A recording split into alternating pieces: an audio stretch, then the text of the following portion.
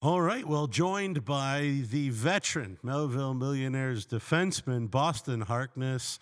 Boston, thank you so much for your time. Let's jump right into it here as we're in the SJHL draft.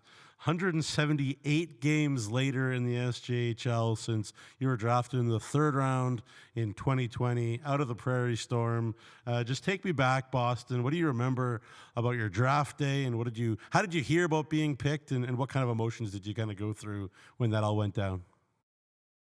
Yeah, absolutely. First off, thanks for having me on.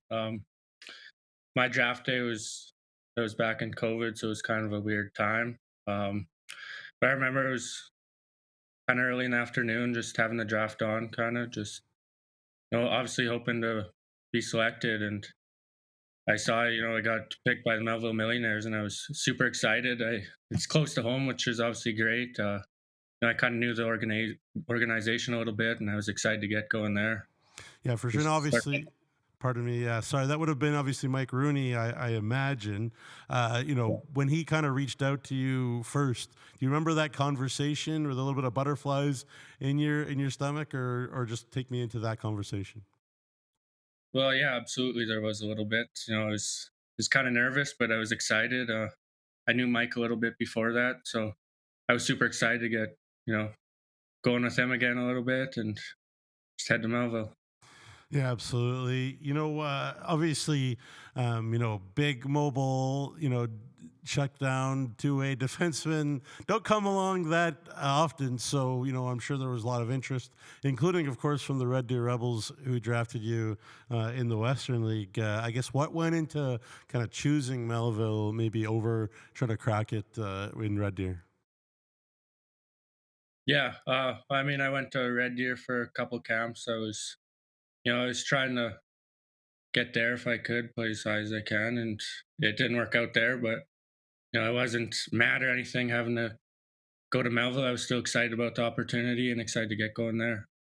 Yeah, absolutely. And, obviously it's worked out. And, obviously time just seems to fly by in this world of hockey. I just remember you being a young buck for forever. And now look at you, almost 20-year-old player in the league here. So that's pretty cool. What advice do you give, or did you give, to young Mills, coming in, playing for Doug Johnson this past year, being one of the older guys all of a sudden?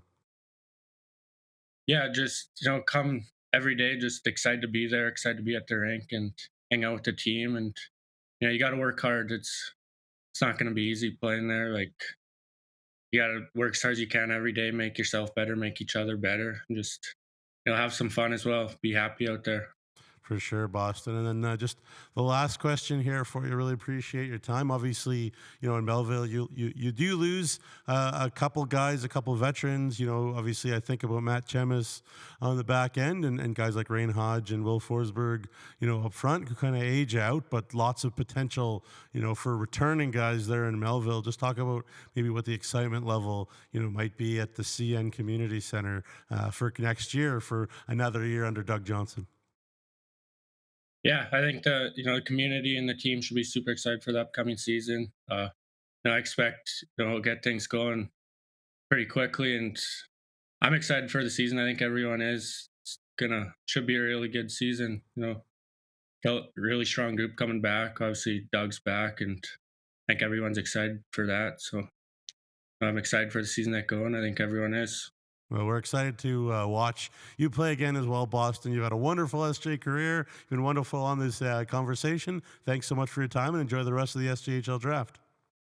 Yes, thank you for having me.